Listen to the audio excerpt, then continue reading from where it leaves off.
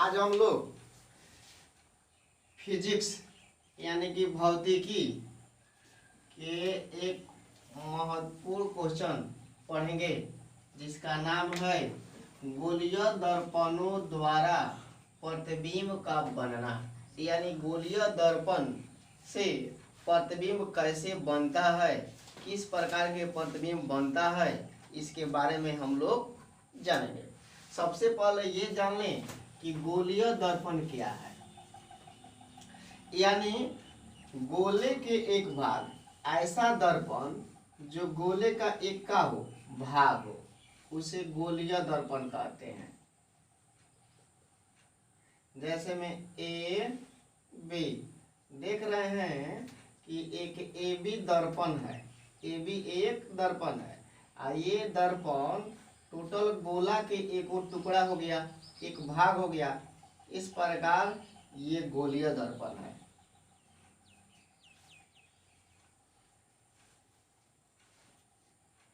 गोला का एक टुकड़ा हो गया ए बी, यानी कि ऐसा दर्पण जो गोला का एक का हो भाग हो, उसे गोलीय दर्पण कहते हैं। गोलीय दर्पण के प्रधान अक्ष होते हैं, ध्रुव होते हैं, वक्रता केंद्र सी होते हैं, मुख्य फोकस एफ होते हैं। ये प्रधान अक्ष है। यानी कि दर्पण के ठीक मध्य बिंदु से होकर गुजरने वाला किरण को क्या कहते हैं?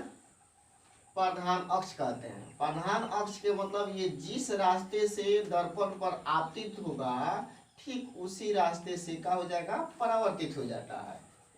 इसमें भी वही होगा। ये प्रधान अक्ष हो गया। प्रधान अक्ष ये का अर्थ ये है कि दर्पण के ठीक मध्य बिंदु यानी कि ध्रुव P से प्रधान अक्ष गुजरेगा, प्रकाश किरण गुजरेगी और ठीक अपने ही पथ पर क्या हो जाएगी? वापस लौट जाएगी। इस प्रकार दर्पण के ठीक बीचों बीच से होकर गुजरने वाली प्रकाश किरण को क्या कहते हैं? प्रधान अक्ष। प्रधान अक्ष के मतलब जिस रास्ते से जाए ठीक उसी रास्ते से वापस आ जाए, यानी कि ध्रुव P से होकर गुजरने वाली रेखा को क्या कहते हैं? प्रधान अक्ष। इस प्रकार गोलीय दर्पण दो प्रकार के होते हैं। ये हो गया अवतल गोलीय दर्पण, अवतल गोलीय दर्पण।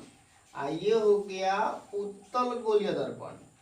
ये अवतल गोलीय दर्पण, ये उत्तल गोलीय दर्पण। अवतल के मतलब जिस दर्पण के परावर्तक सतह धंसा हुआ हो, देखिए खाल है, धंसा हुआ है, इसलिए अवतल गोलीय दर्पण है। उत्तल के मतलब जिस दर्पण के परावर्तक सतह उठा हुआ है, यानी कि चिकनी सतह देखिए उठा हुआ है, उभरा हुआ है, इसलिए उत्तल गोलीय दर्पण है। तो हम लोग अवतल और उत्तल दोनों दर्पणों से प्रतिबिंब के बारे में पढ़ेंगे।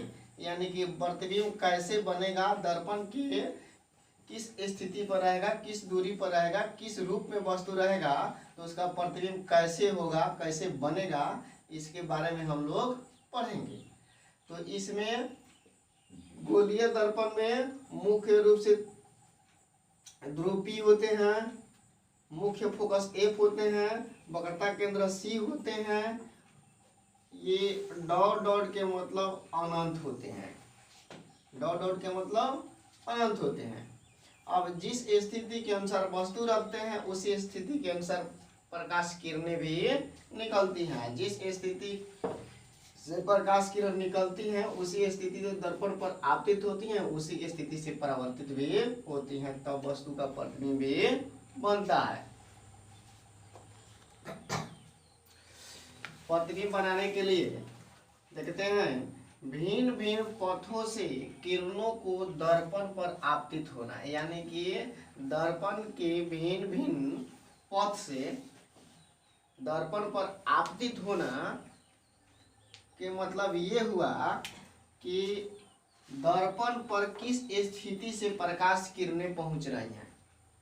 जिस स्थिति से प्रकाश किरणें पहुंचती हैं उसी स्थिति से उसका प्रतिबिंब भी बनता है। तो हम लोग उत्तल और अवतल दोनों दर्पणों से देखेंगे कि इसका प्रतिबिंब कैसा होगा, किस स्थिति से प्रकाश किरणें पहुंचती हैं। First number, 1 number, first number देखते हैं, प्रधान अक्ष के समांतर प्रकाश किरण। यानी कि जब प्रधान अक्ष के समांतर प्रकाश किरण दर्पण पर आपतित होती हैं तो इसका प्रतिबिंब कैसा बनता है। तो अवतल दर्पण से देखते हैं पहले। ये हुआ अवतल दर्पण, जिस दर्पण के परावर्तक सतह धसा हुआ है, देखिए चिकनी सतह है वही परावर्तक सतह है, धसा हुआ है, तो ये अवतल दर्पण हुआ। आई अवतल दर्पण के ठीक मध्य बिंदु से होकर जो रेखा गुजरती है वो प्रधान अक्ष होता है, यानी कि ये प्रधान अक्ष। क्वेश्चन ये है कि प्रधान अक्ष के समांतर प्रकाश किरण, ये प्रधान अक्ष, अब इसके समांतर प्रकाश किरण, ये तो मुख्य फोकस F हो गया, ये वक्रता केंद्र C हो गया, यानी गोलीय दर्पण के केंद्र हो गया, ये मुख्य फोकस हो गया। क्वेश्चन है प्रधान अक्ष के समांतर किरण। तो प्रधान अक्ष के समांतर जब प्रकाश किरण को दर्पण पर आपतित करते हैं तो इसका परावर्तन मुख्य फोकस F से होकर होता है, ध्यान दे दीजिए। यानी कि प्रधान अक्ष के जब समांतर प्रकाश किरण दर्पण पर आपतित होती हैं तो इसका परावर्तन मुख्य फोकस F से होता है, यानी कि मुख्य फोकस F के रास्ते से परावर्तन होता है। जब भी प्रकाश किरण प्रधान अक्ष के समांतर दर्पण पर आपतित होती हैं तो उसका परावर्तन मुख्य फोकस F के रास्ते से होता है। ये तो अवतल हो गया। उत्तल में देखते हैं, ये हो गया उत्तल दर्पण, जिस दर्पण के परावर्तक सतह उठा हुआ हो, परावर्तक सतह चिकना सतह होता है, उठा हुआ है, ये हो गया उत्तल दर्पण। ये ध्रुव P हो गया, इधर ये हो गया मुख्य फोकस F और ये हो गया वक्रता केंद्र C। इधर वक्रता केंद्र C इधर होगा, दर्पण के पीछे होगा, इसलिए कि गोला इधर बनता है और इसमें आगे होगा, गोला इधर बनता है। जिधर गोला बनेगा उधर मुख्य फोकस और वक्रता केंद्र C होगा। क्वेश्चन ये है कि प्रधान अक्ष के समांतर प्रकाश किरण, प्रधान अक्ष के समांतर प्रकाश किरण उत्तल दर्पण से देखते हैं। ये हो गया प्रधान अक्ष। प्रधान अक्ष के मतलब जिस रास्ते से दर्पण में प्रकाश किरण आपतित हो उसी रास्ते से परावर्तित भी हो। तो जब प्रधान अक्ष के समांतर प्रकाश किरण दर्पण पर यानी कि उत्तल दर्पण पर आपतित होती हैं तो इसका परावर्तन हो जाता है। अब परावर्तित किरणों को डॉट डॉट करके पीछे की ओर बढ़ाते हैं तो स्पष्ट होता है कि मुख्य फोकस F से ये किरणें अपसृत होती हैं, यानी कि मुख्य किरण F, मुख्य बिंदु F से ये किरणें निकलती हुई प्रतीत होती है। फिर से एक बार बता देते हैं कि अवतल दर्पण के प्रधान अक्ष के समांतर प्रकाश किरणें जब दर्पण पर आपतित होती हैं तो दर्पण से परावर्तन के बाद परावर्तित किरणें मुख्य फोकस F से निकलता हुआ प्रतीत होती हैं। लेकिन ऐसा होता नहीं है, क्योंकि दर्पण है तो यहाँ से प्रकाश किरणें तो निकल जाती हैं, यहाँ से नहीं निकलती हैं, ये तो दर्पण से परावर्तित हो जाती हैं। लेकिन ऐसा आभास होता है कि ये किरणें यहाँ से निकल रही हैं, आभास होता है। इस प्रकार जो निश्चित रूप से कटकर बनता है वो वास्तविक होता है, और जो आभास होता है वो आभासी होता है। यानी कि ये अवतल दर्पण, अवतल दर्पण, ये हो गया उत्तल दर्पण।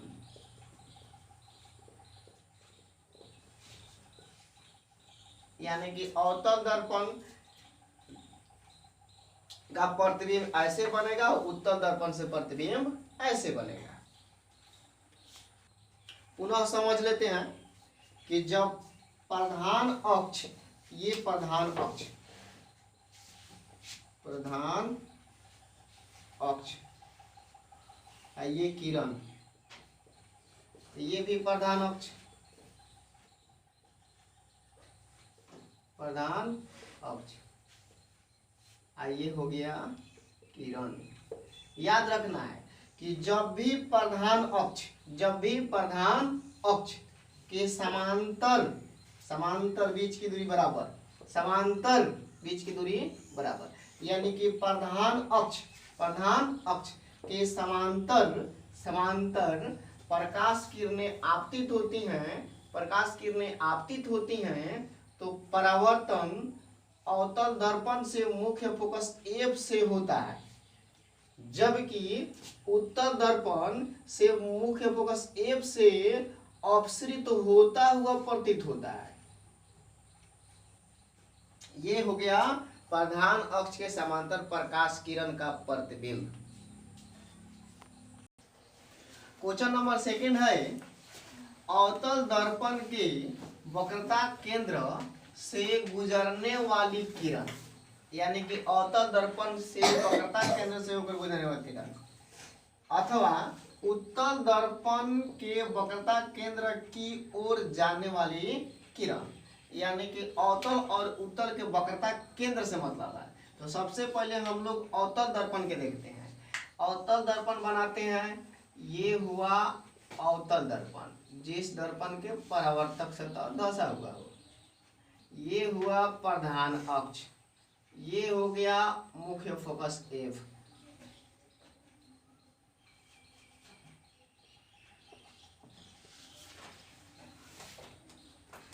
ये हो गया वक्रता केंद्र C।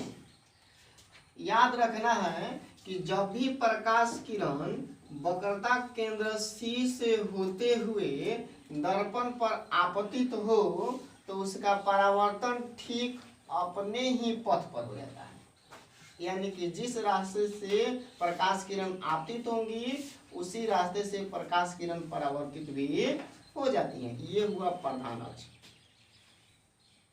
प्रधान अक्ष, यानी कि जब वे अवतल दर्पण के वक्रता केंद्र C से होते हुए दर्पण पर आपतित होती हैं, तो अपने ही पथ पर परावर्तित भी हो जाती हैं। किस दर्पण से? अवतल दर्पण से। अवतल दर्पण। दूसरा है अथवा के बाद उत्तल दर्पण के वक्रता केंद्र की ओर जाने वाली किरण। अब उत्तल दर्पण पर देखते हैं। उत्तल दर्पण, ये हुआ उत्तल दर्पण, ये प्रधान अक्ष। प्रधान अक्ष के मतलब जिस रास्ते से प्रकाश किरण आपतित हो उसी रास्ते से वो परावर्तित भी हो। वो भी वक्रता केंद्र यदि दर्पण के मध्य बिंदु P से, यानी कि ध्रुव P से होकर गुजरे। क्वेश्चन ये है कि उत्तल दर्पण के वक्रता केंद्र की ओर जाने वाली किरण, इसका मुख्य फोकस F हो गया, अब वक्रता केंद्र C हो गया। कुछ प्रकाश किरण कहाँ आ रही है? वक्रता केंद्र C की ओर। वक्रता केंद्र C की ओर प्रकाश किरण आ रही है, तो ये तो बीच में दर्पण पड़ जा रहा है। दर्पण का काम क्या है? परावर्तन करना। तो जब भी प्रकाश किरण वक्रता केंद्र C की ओर आपतित होंगी तो उसका परावर्तन अपने ही पथ पर हो जाएगा। जब भी प्रकाश किरण वक्रता केंद्र C की ओर आपतित होंगी तो उसका परावर्तन अपने ही पथ पर हो जाएगा। ये हुआ कि वक्रता केंद्र C से होते हुए आपतित होती है तो अपने ही पथ से परावर्तित होती है। ये हुआ कि वक्रता केंद्र C की ओर आपतित हो रही है। वक्रता केंद्र C ये है, बीच में दर्पण है, तो दर्पण पर जब पड़ जाती है तो आगे बढ़ेंगे नहीं, तो यहीं से परावर्तित हो जाएंगी, लेकिन अपने ही पथ पर हो जाएंगी। अवतल हो या उत्तल हो, याद रखना है। अवतल हो या उत्तल हो, जब भी प्रकाश किरण वक्रता केंद्र C से होते हुए दर्पण पर आपतित हो तो अपने ही पथ पर परावर्तित होती हैं, या वक्रता केंद्र C की ओर आपतित होती हैं तब भी अपने ही पथ पर परावर्तित होती हैं। ये हो उत्तल दर्पण। क्वेश्चन नंबर 3 है, गोलीय दर्पण के फोकस से गुजरने वाली किरण, यानी कि दो गो दर्पण होंगी, अवतल और उत्तल, इनके फोकस से होकर गुजरने वाले किरण से प्रतिबिंब का बनना देखेंगे। तो सबसे पहले हम एक अवतल दर्पण बनाते हैं। ये हुआ अवतल दर्पण, ये प्रधान अक्ष, ये मुख्य फोकस एफ, ये वक्रता केंद्र सी। और प्रकाश किरण किस रास्ते से होकर गुजरती है? मुख्य फोकस एफ के रास्ते से। प्रकाश किरण गुजर रही है मुख्य फोकस एफ, यानी कि अवतल दर्पण के प्रधान अक्ष पर मुख्य फोकस एफ से होकर प्रकाश किरण दर्पण पर आपतित होती हैं, तो परावर्तन प्रधान अक्ष के समांतर हो जाता है। ये आपतित किरण हुई और ये परावर्तित किरण हुई। परावर्तन देखिए प्रधान अक्ष के समांतर हो गई, ये प्रधान अक्ष, प्रधान अक्ष। ये आने वाला किरण को ऐसे तीर से दर्शाएंगे, यानी कि आपतित किरण, और दर्पण से परावर्तन के बाद परावर्तित किरण को ऐसे तीर से दर्शाया जाता है। तो जब प्रकाश किरण अवतल दर्पण के मुख्य फोकस एफ से होकर दर्पण पर आपतित होती है, तो परावर्तन प्रधान अक्ष के समांतर होता है। देखिए परावर्तन प्रधान अक्ष के समांतर हो गया। ठीक इसी प्रकार उत्तल दर्पण में भी होता है। ये हुआ उत्तल दर्पण, ए बी दर्पण के नाम हो गए ए बी। ये हो गया प्रधान अक्ष। आभासी रूप से पीछे की ओर बढ़ाते हैं। ये हो गया मुख्य फोकस एफ और वक्रता केंद्र सी। जब भी प्रकाश किरण मुख्य फोकस एफ की ओर आपतित होती हैं, तो इसका परावर्तन प्रधान अक्ष के समांतर हो जाता है। ये देखिए मुख्य फोकस एफ तक तो नहीं पहुंच रही है, क्योंकि बीच में दर्पण पर जा रहा है। तो दर्पण पर आपतित होने के बाद दर्पण का काम है प्रकाश के परावर्तन कर देना, तो ये परावर्तित हो जाती हैं। लेकिन ये किरणें आपतित किस ओर हो रही है? मुख्य फोकस एफ की ओर। जब भी मुख्य फोकस एफ की ओर आपतित होती हैं, तो परावर्तन निश्चित रूप से प्रधान अक्ष के समांतर, प्रधान अक्ष।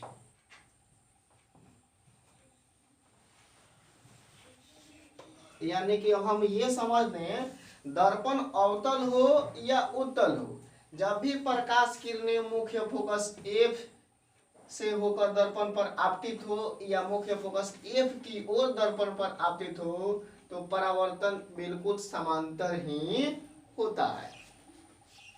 चलिए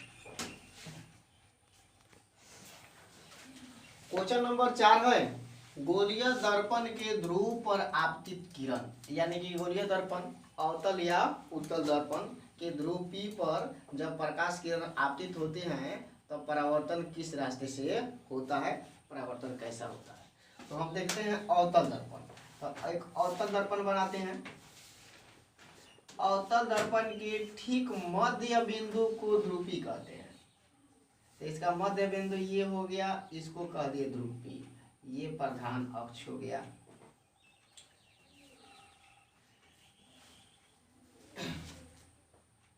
और प्रकाश किरण को आपतित करते हैं ध्रुव P पर।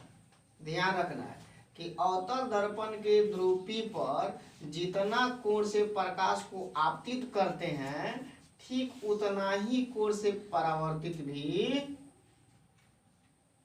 होते हैं। यानी आपतित किरण को कोण I से व्यक्त करेंगे और परावर्तित किरण के कोण को R से व्यक्त करेंगे। याद रखना है कि अवतल दर्पण के ध्रुव P पर जब प्रकाश किरणें आपतित होती हैं, तो परावर्तन भी उतना ही कोण के बराबर होता है। यानी कि जितना कोण से आपतित होते हैं, उतना ही कोण से इसका परावर्तन भी होता है। यानी कि अगर ये 60 डिग्री के कोण से आपतित होती हैं, तो निश्चित रूप से 60 डिग्री के कोण से परावर्तित भी होंगी। जितना कोण से आपतित होती है, उतना ही कोण से परावर्तित भी होती हैं। ठीक इसी प्रकार अवतल दर्पण के ध्रुवी पर प्रकाश किरणें जब आपतित होती हैं तो परावर्तन भी उसी कोण के बराबर होता है, यानी कि जितना कोण से आपतित होती हैं उतना ही कोण से परावर्तित भी होती हैं। अगर यहाँ 60 डिग्री से आपतित हो रही हैं तो निश्चित रूप से 60 डिग्री से परावर्तित भी होंगी। कोई भी दर्पण हो, अगर प्रकाश किरण ध्रुवी पर आपतित होती है तो जितना कोण से आपतित होंगी निश्चित रूप से उतना ही कोण से परावर्तित, जितना कोण से आपतित होगी उतना ही कोण से परावर्तित, यानी कि आपतन कोण और परावर्तन कोण दोनों बराबर होता है। कब बराबर होता है? जब प्रकाश किरण ध्रुवी पर आपतित होती हैं तब। आज हम लोग पढ़े गोलीय दर्पणों द्वारा प्रतिबिंब का बनना, यानी कि इससे स्पष्ट होता है कि गोलीय दर्पण के भिन्न भिन्न बिंदु पर प्रकाश किरण आपतित होती हैं तो उसका परावर्तन भिन्न भिन्न रास्तों से भिन्न भिन्न पथों से होता है, यानी कि जिस रूप से प्रकाश किरण आपतित होती हैं उसके अनुरूप भी उसका परावर्तन होता है। ये पढ़े हैं हम लोग आज। अगला दिन हम लोग पढ़ेंगे कि फिर यही पढ़ेंगे प्रतिबिंब का बनना।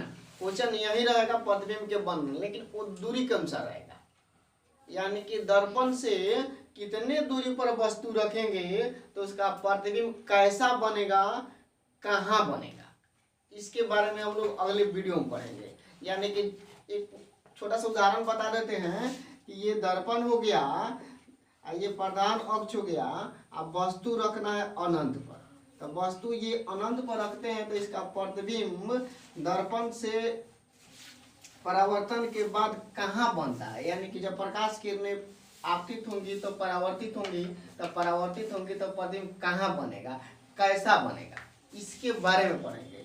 तो इसको जानने के लिए, अगले वीडियो को जानने के लिए आज वाला वीडियो समझना बिल्कुल जरूरी है। इसलिए जरूरी है कि प्रकाश के परावर्तन किस रूप में हो रहा है, इसी के अनुसार प्रतिबिंब भी बनेगा दूरी के अनुसार। Okay, thanks.